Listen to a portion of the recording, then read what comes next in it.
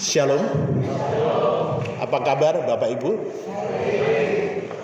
Saya juga bersyukur melewati 2 tahun komitmen kami tidak hadir di gereja ini. Tapi saatnya sekarang sudah berakhir. Kami mungkin akan lebih banyak hadir di gereja ini. Boleh kan? Karena memang kami punya tujuan. Kenapa 2 tahun? Ya dengar-dengar kalau di gereja di Amerika itu setelah hamba Tuhan emeritus tinggalnya harus minimal 30 km atau 30 mil dari gereja itu. Supaya jemaat tidak datang mencari-cari dan hamba Tuhan juga tidak ke gereja dulu.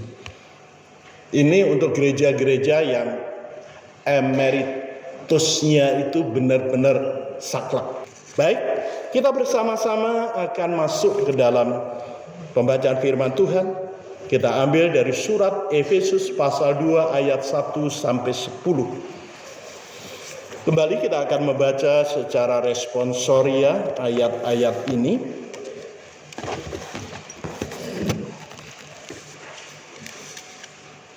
Efesus pasal 2 ayat 1 sampai 10. Kita akan membaca, saya membaca ayat-ayat yang bernomor ganjil dan semua membaca ayat-ayat yang bernomor genap. Semuanya adalah kasih karunia. Kamu dahulu sudah mati karena pelanggaran-pelanggaran dan dosa-dosamu.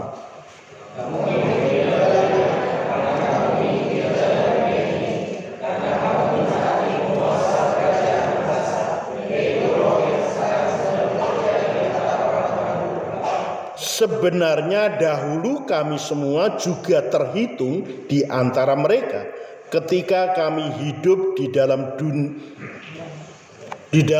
hawa nafsu daging dan menurut kehendak daging dan pikiran kami yang jahat. Pada dasarnya kami adalah orang-orang yang harus dimurkai sama seperti mereka yang lain.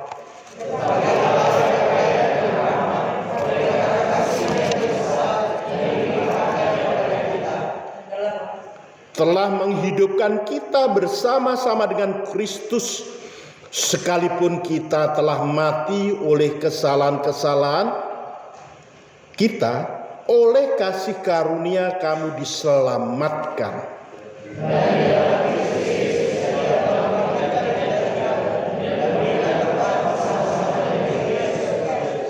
Supaya pada masa yang akan datang ia menunjukkan kepada kita kekayaan kasih karunia-Nya yang melimpah-limpah sesuai dengan kebaikannya terhadap kita dalam Kristus Yesus.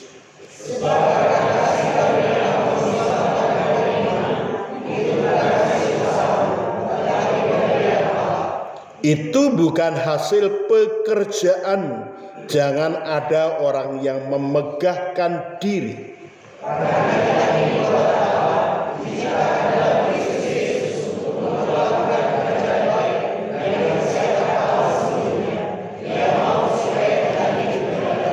Amin. Demikian pembacaan firman Tuhan. Berbahagialah kita yang membaca, menyimpan dalam hidup kita, dan melakukannya setiap hari. Amin. Bapak Ibu yang saya kasih dalam Tuhan, pagi ini kita bersama-sama akan merenungkan satu tema, stop, ikuti vibes, penguasa udara. Nah, surat Efesus yang kita baca ini adalah merupakan tulisan daripada Rasul Paulus yang ditulis kira-kira sekitar tahun 60 sampai 62 Masehi. Ada yang mengatakan 59 sampai 62 Masehi, tapi itu masih dekat. Dan Rasul Paulus menulis surat ini dari dalam penjara. Sehingga surat Efesus merupakan salah satu surat penjara, karena ada Filipi, Efesus, Kolose, dan Filemon. Jadi itu adalah surat-surat penjara. Sekali lagi saya salah nyebut, surat Filipi, Kolose, Filemon, benar ya, sampai Efesus. Surat ini ditujukan kepada jemaat di Efesus dan ada tujuan yang luar biasa yang berhubungan dengan konteks pembahasan kita pagi ini. Tujuan utama daripada penulisan surat ini, khususnya pada bagian ini, adalah untuk menguatkan iman jemaat, untuk mendorong persatuan jemaat. Karena waktu itu ada orang Yahudi dan non-Yahudi, dan yang dominan adalah Yahudi dan Yunani. Dan kemudian untuk menegaskan identitas spiritual mereka. Dan ini sangat cocok sekali dengan kita juga. Sehingga surat ini sangat relevan. Dan pada saat kita bersama-sama akan merenungkan, stop, ikuti vibes penguasa udara. Saudara, apa itu vibes?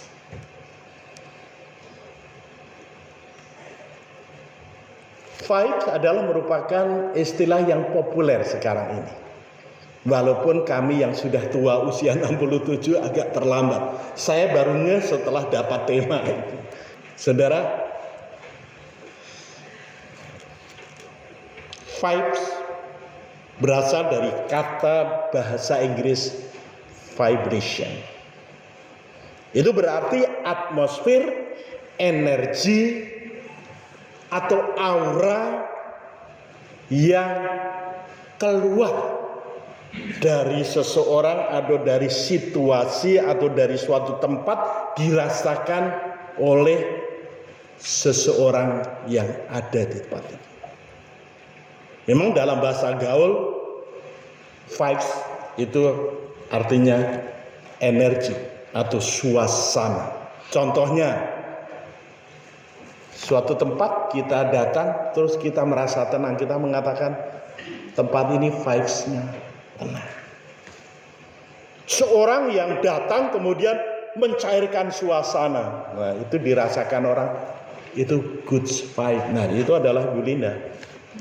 Walaupun orang-orang baru ketemu sekali, sekarang sudah cipika-cipiki, sudah rangkulan, sudah begitu akrab sepertinya lama, sudah kenal. Itu vibe. Nah, kalau kita berbicara tentang vibe penguasa udara, artinya atmosfer yang mendominasi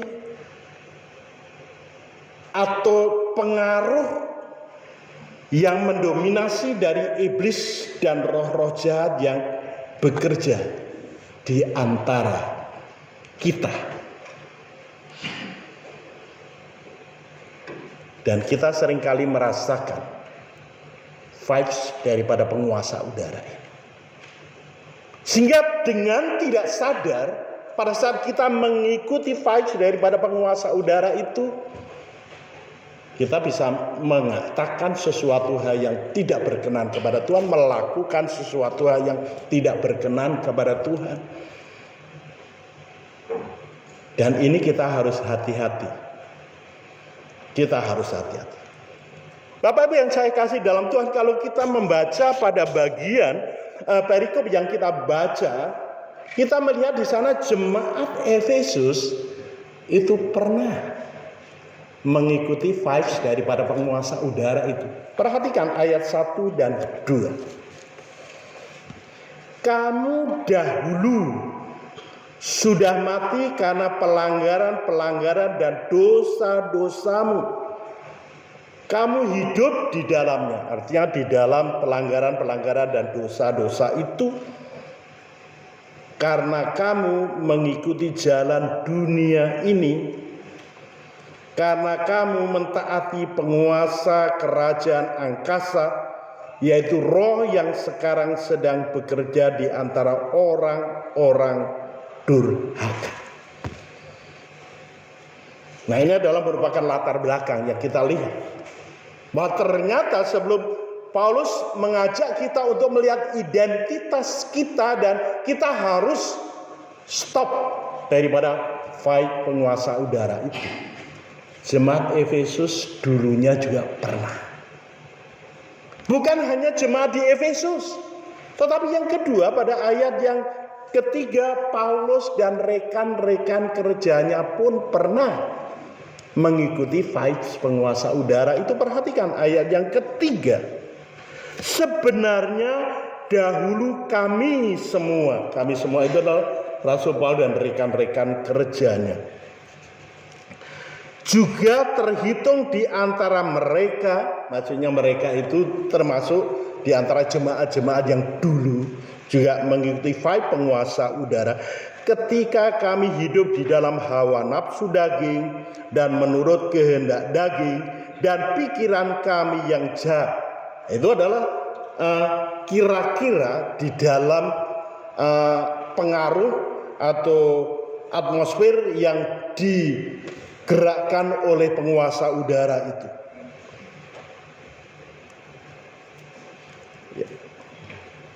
Yang pada dasarnya kami adalah orang-orang yang harus dimurkai sama seperti mereka yang lain. Bapak Ibu, saya harap kita memahami. Karena roh-roh jahat, setan, iblis selalu bekerja di antara kita. Bekerja di antara jemaat Efesus pada waktu itu. Bekerja bagi pelayan-pelayan Tuhan saat itu, bahkan sampai saat ini. Maka kita harus waspada. Dan kita harus stop mengikuti vibes daripada penguasa udara. Mengapa? Ini pertanyaan. Mengapa kita harus stop ikuti vibe penguasa udara? Ada dua alasan. Yang pertama, karena kita telah diselamatkan oleh kasih karunia. Ayat 8 bagian A di sana dikatakan, sebab karena kasih karunia kamu diselamatkan. Kasih karunia adalah pemberian cuma-cuma dari Tuhan yang tidak layak, tidak pantas kita terima. Karena di antara kita tidak ada yang layak, tidak ada yang pantas. Walaupun kita berbuat baik, berbuat amal, berbuat soleh, berbuat ibadah sebanyak banyak dan pelayani, kita tetap tidak layak, tidak pantas, tidak memenuhi syarat untuk diselamatkan. Inilah yang kemudian dinamakan sola gratia. Nah, sola gratia ini adalah merupakan salah satu semboyan reformasi. Kalau dulu pada saat saya kuliah, dosen-dosen hanya mengajarkan 3. Sola gratia, sola fide, sola scriptura. Tapi ternyata ada 5. Sola gratia, sola fide, sola scriptura, solus Christus, dan soli Deo Gloria. Bapak Ibu yang saya kasih di dalam Tuhan, kalau kita membaca pada ayat-ayat di sini jelas sekali sumber keselamatan kita adalah karena kasih karunia Tuhan. Sola gratia. Nah, kata ini sangat terkenal sehingga ada rekan kami yang menamakan anaknya itu Sola Gracia dan Sola Fide. Walaupun manggilnya hari-hari Grace Gracia gitu ya, tapi solanya tidak dibaca. Oh, tiga-tiganya, anaknya 3 rupanya. saya baru ngetak, saya pikir anaknya 2. Ini orang yang sangat alkitabiah sekali dan reformasi sekali. Walaupun pelayanannya sebenarnya gereja Isa Al-Masih. Tapi 3 anaknya dinamakan Sola.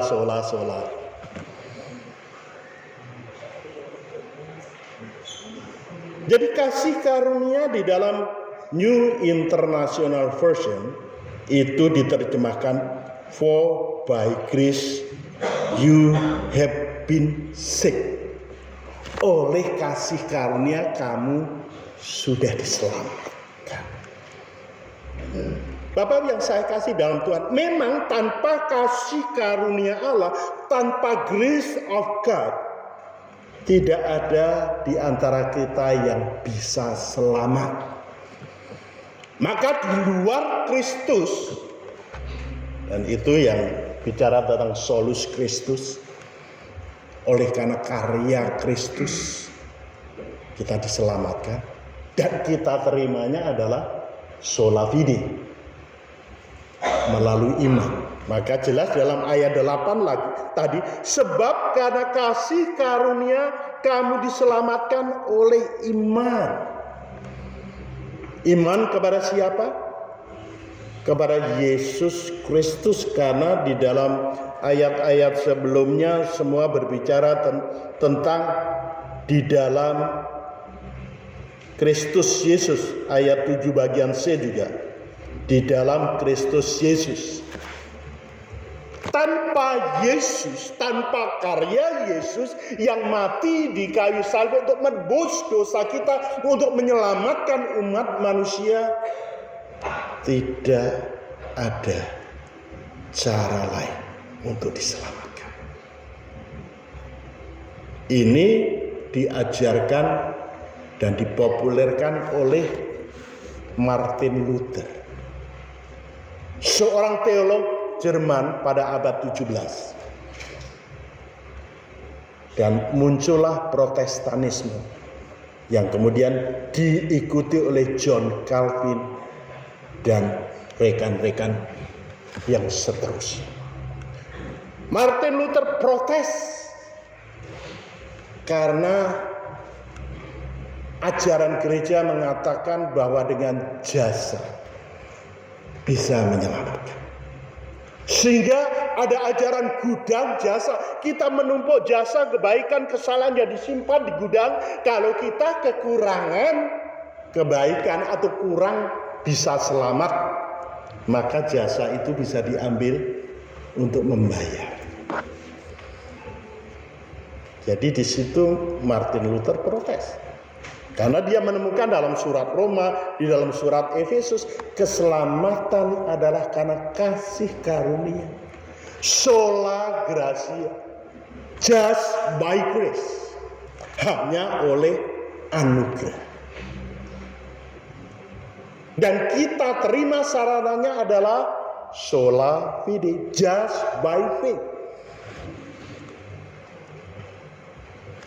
Dan kemudian dasar keselamatan itu adalah solus Kristus, just Christ atau Christ Lord, tidak ada yang lain.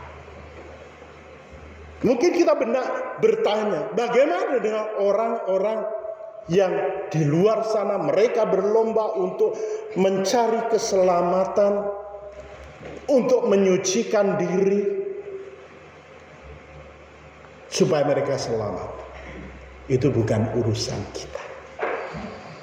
Tetapi yang penting kita memahami, keselamatan kita adalah karena anugerah atau kasih karunia semata-mata, melalui iman dalam Kristus Yesus.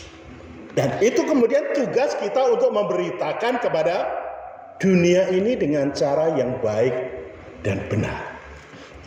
Karena kadang-kadang pemberitaan itu akhirnya konfrontasinya sangat luas.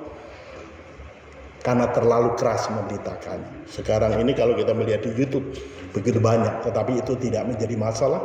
Tuhan mungkin memakai mereka dan doakan saja supaya banyak orang akhirnya mengalami anugerah kekasih karunia Tuhan dan diselamatkan di dalam Yesus Kristus. Amin.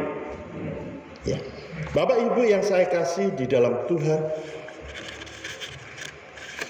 selanjutnya kita bersama-sama akan melihat bahwa di dalam anugerah Tuhan atau kasih karunia Tuhan, maka kita melihat bagaimana bisa terjadi dalam hidup kita. Itu ada 3 tahap intervensi ilahi, 3 tahap karya Allah yang mengubah status spiritual kita secara permanen. Yang pertama adalah Allah menghidupkan kita. Itu ayat yang kelima. Tapi kita mulai ayat yang keempat. Tetapi Allah yang kaya dengan rahmat, oleh karena kasih karunia-Nya yang besar yang dilimpahkannya kepada kita, telah menghidupkan kita bersama-sama dengan Kristus. Sekalipun kita telah mati oleh kesalahan-kesalahan kita, dan oleh kasih karunia kamu diselamatkan. Ini sudah mulai muncul di dalam ayat yang tentang sola gratia. Karena kasih karunia kamu diselamatkan. Jadi bagaimana Allah mengubah kehidupan kita yang sebenarnya sudah mati, yaitu Allah menghidupkan kita. Itu tahap yang pertama. Setelah menghidupkan, ayat yang ke-6, Allah membangkitkan kita. Perhatikan ayat yang ke-6. Dan di dalam Kristus Yesus Ia telah membangkitkan kita dan memberikan tempat bersama-sama dengan Dia di surga. Luar biasa, saudara. Paulus sebenarnya oleh orang-orang di luar iman kita dituduh merusak kekristenan. Kekristenan itu Paulinisme. Yesus katanya tidak mengajarkan itu, tetapi itu diajarkan oleh Paulus. Paulus membelokkan iman kekristenan di tengah jalan dan orang Kristen mengikuti Paulus. Saudara, kita maklum mereka tidak paham. Kita yang membaca, mengimani Alkitab, ternyata Paulus mengajarkan apa yang diajarkan oleh Tuhan Yesus. Tetapi dia menjelaskan menjadi lebih detail, lebih jelas, lebih nyata kepada kita. Jadi intervensi ilahi yang mengubah status atau identitas kerohanian kita secara permanen itu adalah Allah pertama-tama menghidupkan, kemudian membangkitkan, dan ayat 8 menyelamatkan kita. Itu berarti melepaskan kita seutuhnya dari hukuman. Ayat 8, sebab karena kasih karunia kami diselamatkan oleh iman. Saudara, keselamatan inilah yang membuat kita akan ditempatkan bersama-sama dengan Kristus di dalam surga, dan itu sesuai dengan janji Tuhan. Di mana? Ingat, sebelum dia mati, bangkit naik surga, Tuhan pernah berjanji kepada murid-muridnya. Dalam Yohanes berapa? 14 ayat 1-3. Yesus mengatakan, aku akan pergi ke rumah Bapa, menyediakan tempat bagimu, supaya di mana aku berada, kamu pun berada. Jadi ini adalah ada prosesnya untuk kita bisa nantinya bersama-sama dengan Tuhan Yesus.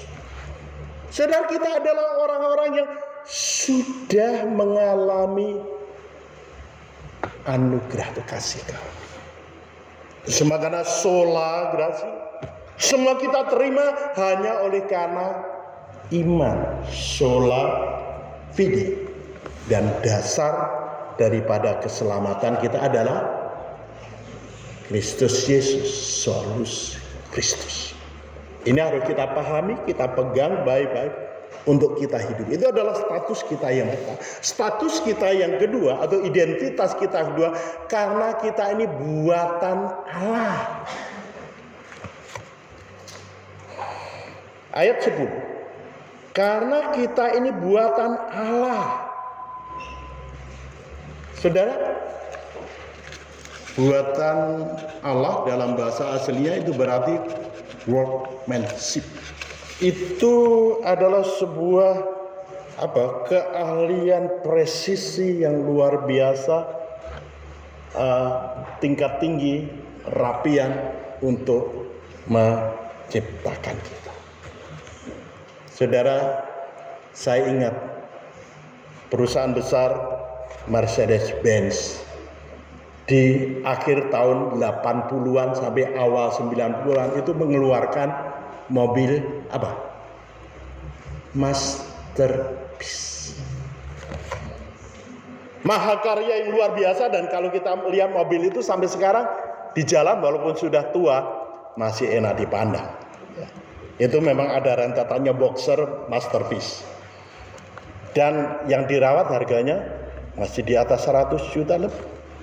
Padahal tahunnya udah lama sekali, karena memang itu mobil legendaris, sangat enak sekali dipakai dan tidak rewel. Cuman kalau yang punya kita praktis sekarang itu tidak suka, karena kalau tua kan perawatannya kan, kalau mobil baru kan ya udah kita beli, kemudian tiap 6 bulan ke bengkel masih gratis selama 3 tahun atau 3 tahun setengah, begitu kan, gratis semuanya, baik spare part, oli dan sebagainya, dan jasanya juga gratis. Cuman ada orang-orang yang suka dengan masterpiece itu, dan saya pun melihatnya suka, tapi saya tidak mau, memang ketuaan juga. Ya, saudara. Jadi kita ini mahakarya Allah. Bagaimana kita bisa menjadi mahakarya Allah? Karena kita diciptakan di dalam Kristus. Di dalam Kristus.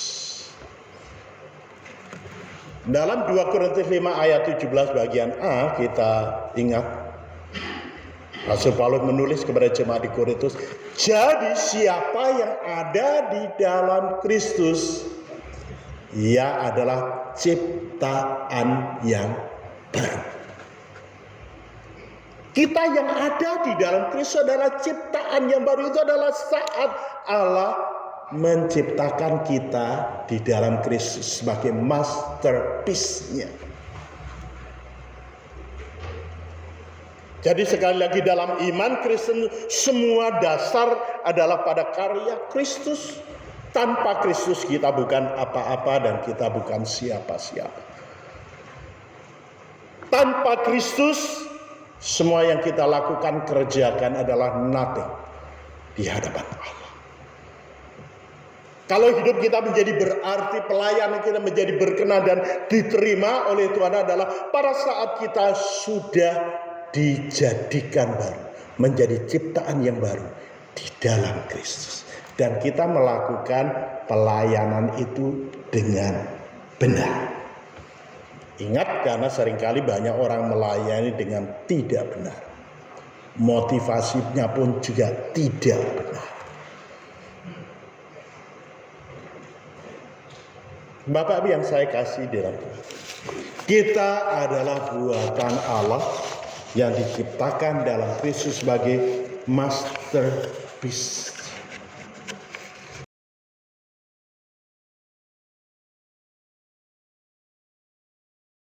Apa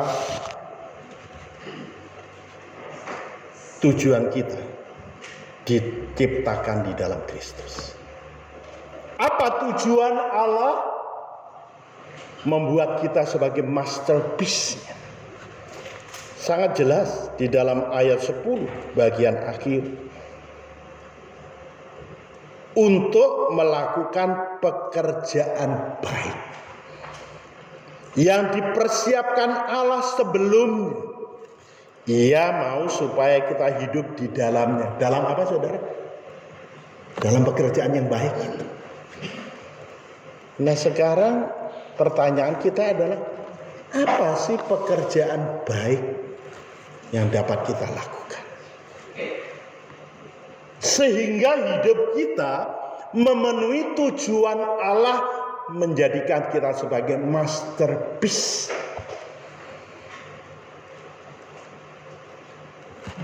Kita bisa kembali kepada surat Matius saat Tuhan Yesus mengajarkan. Wujud nyata pekerjaan yang baik yang membawa pengaruh pada lingkungan sekitar kita. Yang pertama adalah menjadi garam dunia. Kamu adalah garam dunia. Saudara, tahu fungsi garam? Semua kita adalah orang-orang yang tidak asing dengan garam. Makanan tanpa garam pun hambar.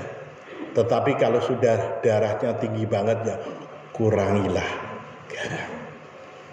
Kalau enggak nanti makin tinggi. Tapi saya pagi ini beberapa waktu ini terapi garam.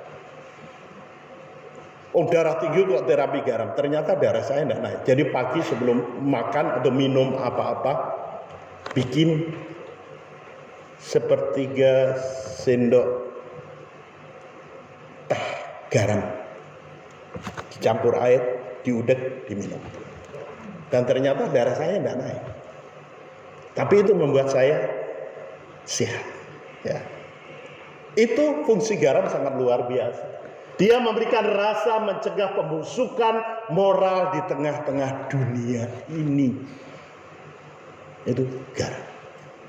Lingkungan kita kan lingkungan yang sedang krisis. Dan ada banyak krisis terjadi. Termasuk salah satunya krisis identitas kebangsaan. Kalau sudah pemilihan dipengaruhi oleh duit, maka krisis kebangsaan terjadi. Kita tidak memilih yang benar, tetapi memilih yang bayar. Dengan aksi sosialnya yang besar, tapi itu juga uang negara, mempengaruhi sangat banyak orang. Itu menjadi tidak sehat. Intoleransi juga terjadi. Pembusukan terjadi. Maka kita tengah-tengah kehidupan kita, di tengah-tengah lingkungan kita harus menjadi garam dunia. Apalagi di antara kita jemaat. Saudara, banyak orang yang merasa tidak nyaman, mengundurkan diri dari kelompok, membatasi diri dalam pelayanan, atau ingin mengundurkan diri atau pindah gereja. Kenapa? Karena lingkungannya tidak nyaman, merasa dibully. Dari atas mimbar ini saya mengingatkan saudara, tolong stop bully, membuli. Karena itu adalah vibes daripada penguasa udara. Dampaknya sangat buruk. Daripada bulian lebih baik kita memuji orang, benar? Dan pujian itu, tapi pujiannya juga jangan pujian mengejek. Itu sama dengan membuli. Pujiannya pujian yang tulus. Bisa menguatkan, bisa mendorong orang lain untuk lebih maju, bukan menjadi terpuruk. Bukan merasa ada di dalam komunitas, tetapi dia asing. Dia terpojok, dia tertekan. Di situ fungsi garam kita tidak akan berhasil. Ingat, kita adalah garam dunia yang harus memberikan fungsi kita. Yang kedua, kita adalah terang dunia. Itu di dalam Matius 5:14. Kamu adalah terang dunia. Terang itu menyingkap kegelapan, memberikan arah bagi yang tersesat menuju jalan yang baik dan benar. Sekecil apapun terang itu akan berdampak di dalam kegelapan. Dan dunia ini diibaratkan oleh Tuhan sebagai kegelapan. Kalau kita lilin kecil di tengah-tengah kegelapan, itu juga akan terlihat bagi orang lain. Jangan tutupi terang kita, kan Tuhan mengatakan tidak ada orang yang menaruh lentera di bawah gantang. Kecuali dulu waktu saya di kampung itu rumahnya kan rata-rata enggak ada plafonnya, langsung genteng tinggi. Terus kemudian di daerah kami itu dulu belum bata, tapi masih gedek. Tahu rumah gedek? Kalau rai gedek itu lain lagi, tidak punya malu. Kalau rumah gedek itu anyaman bambu, jadi ada lubang-lubang. Kalau anginnya kencang sekali, orang-orang tua dulu itu menaruh sentir. Kemudian sentil, tahu enggak? Ya lampu kecil ada sumbunya dari minyak tanah. Kemudian kalau teplok kegedean itu sentil. Kemudian ditutupi kukusan. Kukusan itu tempat untuk masak. Untuk masak. Ya, saudara, akhirnya saya tahu apa sih tujuannya. Oh, kalau sampai lampu yang ditutupi itu mati, berarti anginnya besar dan bahaya, harus keluar rumah. Takutnya rumahnya ambruk dan kemurukan rumah, cedera atau mati. Jadi biarlah terang kita bercahaya, menyinari lingkungan kita, menyinari kegelapan lingkungan kita, dan memberi arah orang untuk menuju pada jalan yang benar. Kemudian masih ada satu lagi, kebaikan. Itu adalah kita sebagai ranting daripada pokok anggur. Ingat sekolah minggu lagunya? Yesus pokok dan kitalah caranya, tinggallah di dalam Dia, gitu. Kalau tinggal di dalam Dia pasti apa? Berbuah. Makanya kebaikan yang kita bisa lakukan adalah terus menghasilkan buah. Buah kemanisan, buah kasih, buah perhatian pada orang, sehingga orang merasa diperhatikan. Saya harap gereja ini menjadi komunitas yang saling mengkonsol satu dengan yang lain, saling menghibur satu dengan yang lain, saling mendorong dan menguatkan satu dengan yang lain. Jangan saling menjatuhkan. Sebenarnya kegiatannya sama sih ya. Kita melakukan sesuatu, tapi negatif atau positif. Yang karena pengaruh daripada penguasa kegelapan di udara, atau karena kita mentaati perintah Tuhan. Nah, ini kita bisa klasifikasi. Paling tidak kita menjadi garam dunia, menjadi terang dunia, dan berbuah. Untuk bisa berbuah lebat, maka satu, tinggal dalam Kristus. Yang kedua, terus dibersihkan. Dibersihkan, karena ranting-ranting yang tidak baik itu akan memakan makanan tetapi tidak memberikan buah yang baik. Dan tujuan utamanya adalah hidup kita memuliakan Bapa di surga. Perhatikan dari dua tadi, menjadi garam dunia dan terang dunia.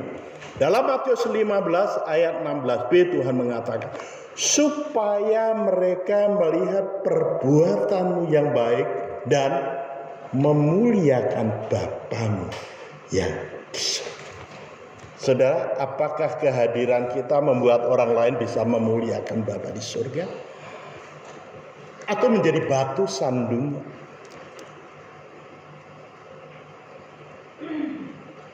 Dan dalam konteks berbuah banyak tadi, sebagai ranting pokok anggur, dalam Yohanes 15 ayat 8a Tuhan Yesus mengatakan, dalam hal inilah Bapakku dipermuliakan, yaitu kalau kamu berbuah banyak. Buah-buah itu adalah buah kebaikan, bukan buah kejahatan. Nah, tidak berlama-lama, paling akhir, hiduplah sebagai mahakarya Allah. Karena kita sudah diselamatkan. Sola gratia. Dan stop ikuti vibes penguasa. Sehingga hidup kita benar-benar berkenan dan memuliakan Tuhan.